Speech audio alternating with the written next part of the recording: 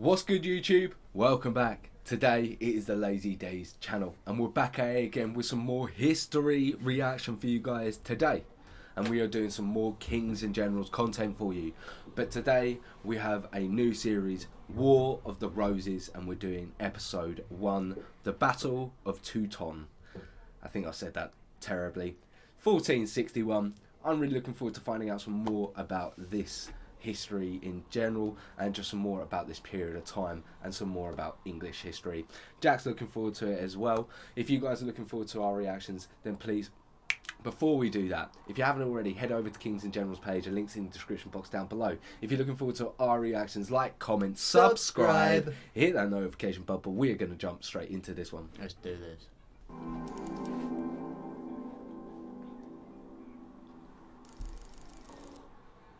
This video was suggested and sponsored by our patron Jetson. You can join the ever-growing army of kings and... The King of England, Edward III, had 5 sons who survived into adulthood. For the first time in English history, he created duchies for them, making his sons the biggest landowners in the country. On the one hand, this strengthened the crown, but at the same time it formed a new class of nobility which had claims to the throne and enough power to vie for it. Right. Edward's son and heir, the famous 100 Years' War commander Edward the Black Prince, passed away in 1376, followed by the king himself a year later. The Black Prince's son was crowned as Richard II. The reign of this monarch was tumultuous. The Peasants' Revolt of 1381 was followed by the parliamentary crisis of 1386 to 1388. Richard's attempts to reach peace with France, his marriage to the young Valois princess, the lack of an heir, and the constant strife with the nobility made him deeply unpopular. Richard's cousin and one of the most powerful lords, the Duke of Lancaster, Henry Bolingbroke, was exiled to France in 1398. In May of 1399, Richard embarked on a campaign in Ireland, and Henry used the opportunity to return to England. He immediately garnered enough support to dethrone Richard and assumed the throne as Henry IV, the first Lancastrian king. Richard was arrested and died in 1400, while his heir presumptive, another grandson of Edward III, Edmund Mortimer, was bypassed. That created legitimacy problems for the king, and he faced at least 6 significant rebellions. Unlucky. Yeah, unlucky. In 1413, Henry IV succumbed to chronic disease and was succeeded by his son Henry V. The new king was one of the most talented monarchs of England during this era. In 1415, he renewed hostilities with France and won an impressive victory at Agincourt.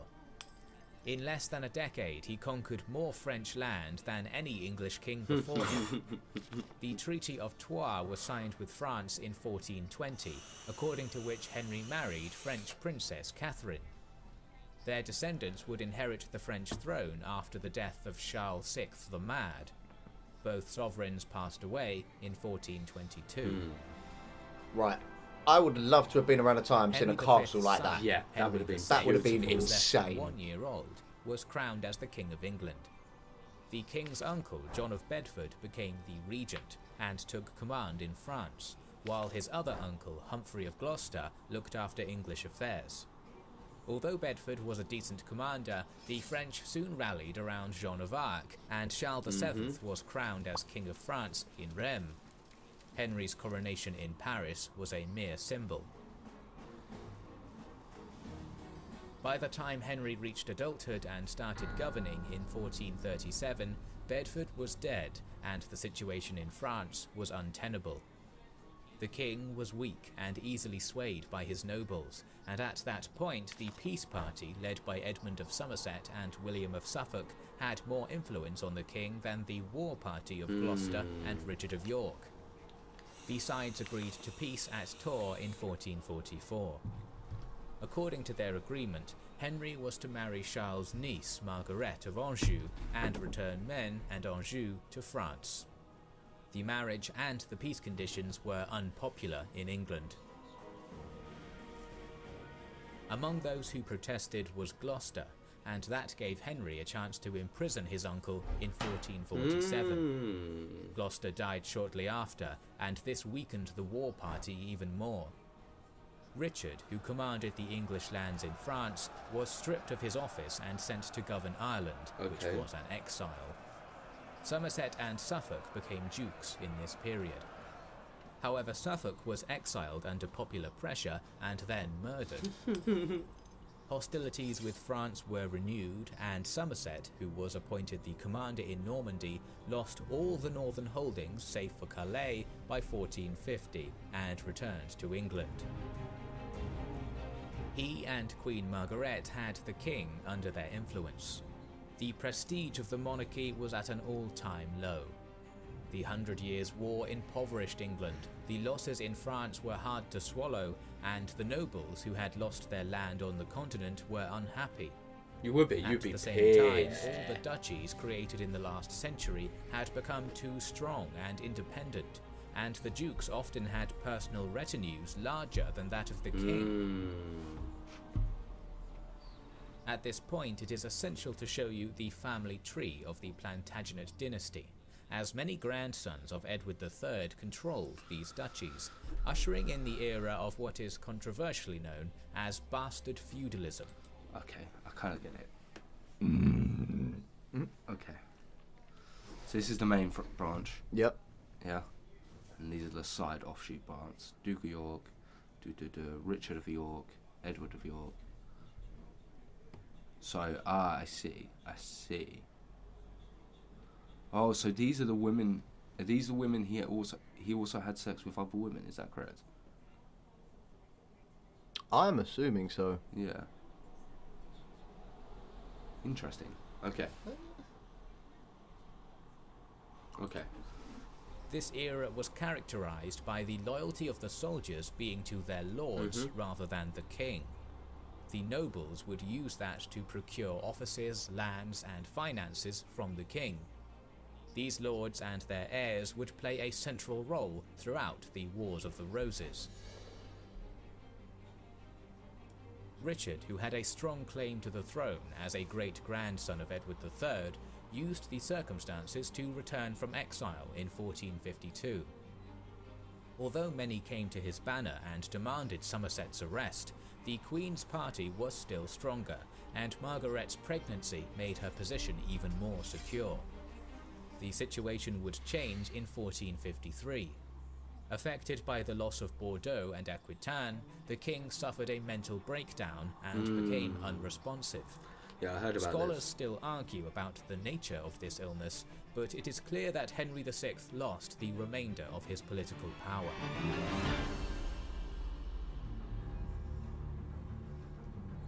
In the north, two noble families, the Nevilles and Percys, used the lack of central power to renew a feud, and as Somerset supported the latter, the Nevilles allied with Richard.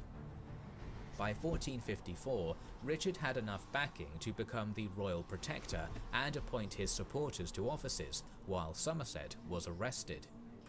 However, in 1455, the king recovered, and Queen Margaret managed to influence him yet again. Richard's decisions were rolled back, and he was exiled. This time, the Duke of York wasn't going to take it, and he raised an army to move to London.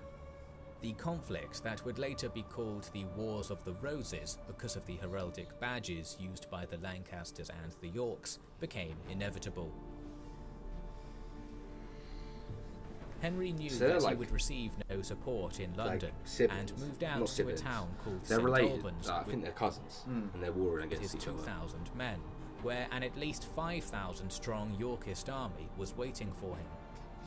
Richard wasn't ready to dethrone Henry, so negotiations started. But as the latter refused to surrender Somerset, the Yorkists attacked. Many Lancastrian commanders, among them Somerset, were killed, while the king was captured. Richard returned him to London and was appointed the protector by Parliament. By that time, Margaret gave birth to Edward and became the leader of the Lancastrian party. It seemed that both sides were shocked by St Albans, as hostilities continued only in the form of the Percy Neville feud between 1456 and 1459. Henry attempted to reconcile the parties on a few occasions, but the suspicions were too strong, and in the fall of 1459 the sides clashed once again. This time the Lancastrians gained the upper hand, and the Yorkists were forced to find refuge in Calais and Ireland. The Yorkists recovered quickly and returned to England in the summer of 1460. Okay.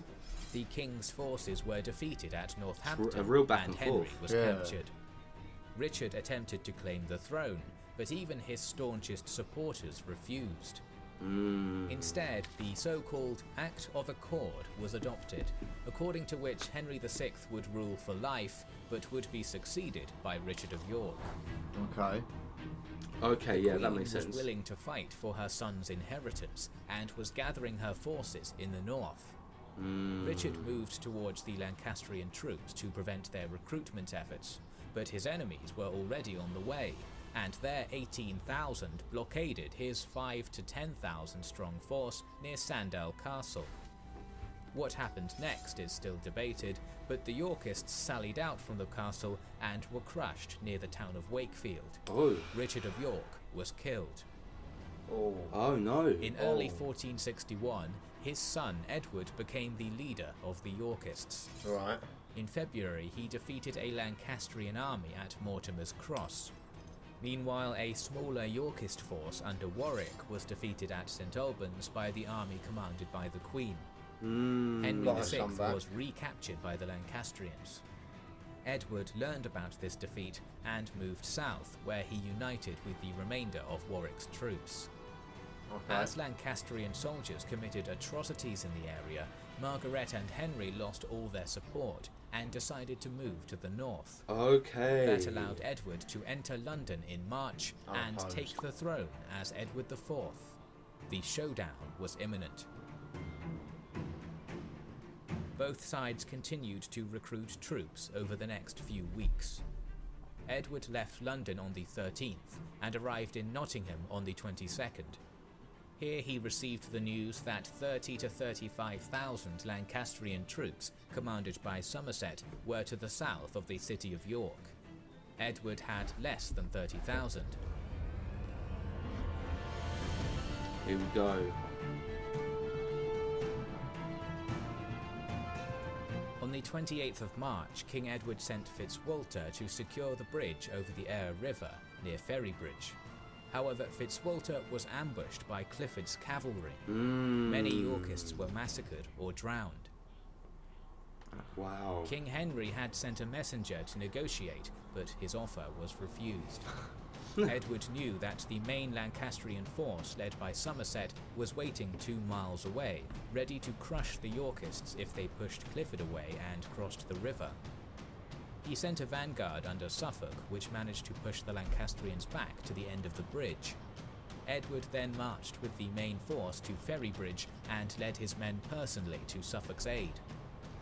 Okay, where's To these troops stop the going? Yorkist advance, the Lancastrians destroyed the bridge, but Smart. the former constructed a narrow raft to ferry across. Okay. This raft was captured by the Lancastrians, and the fight continued in the area for some time until the Yorkists managed to cross the river to the north at And go Castleford round. and set up Yeah. camp. Oh, the camping. Yeah. Okay, okay. I thought they were going to try flank. I thought they were At going to try dawn flank. on the 29th of March, both armies found themselves in a snowstorm. Sounds At about 11 right. in the morning, the Guys Yorkists were marched warming northward butts up even and that encamped far on back. a hill 10 miles south of York, with their backs to the village of Saxton. Edward put his men in formation. Their lines stretched for a mile along the ridge. At the same time, the Lancastrians moved north and took positions to the north of the Yorkists on high ground 100 feet above them on the meadowland to the south of Towton. Part of their cavalry was hidden in the forest to the west of the Yorkist Nice. positions. The Lancastrians had the advantage of the high ground. The Yorkist position was shaky, as any retreat would trap them along the river. Edward had artillery, but the weather conditions did not allow its usage. Somerset didn't want to descend from the high ground and waited for the Yorkists to approach. The battle started with archers exchanging volleys. However, the wind was blowing into the face of the Lancastrian archers, and they were unable to see the enemy properly. Their arrows fell short of the mark, and according to the sources, all they could hear through the whirlwind was the laughter of their counterparts. A hail of counter-volleys accompanied this. The Yorkists were gathering thousands of enemy arrows and were firing them back at them, retreating after each volley to avoid the return fire. The Lancastrians suffered heavy losses and were forced to descend from the hill, taking up melee weapons and charging. The Yorkist archers sent a few more volleys and then retreated behind their men-at-arms. As the main Lancaster force charged into the Yorkist army, a fierce melee began across the line. At the same time, the hidden flanking force attacked the left flank of Edward's army, did significant damage, and almost routed it. Edward himself led the reserves and stabilized the situation on the left side. Nice.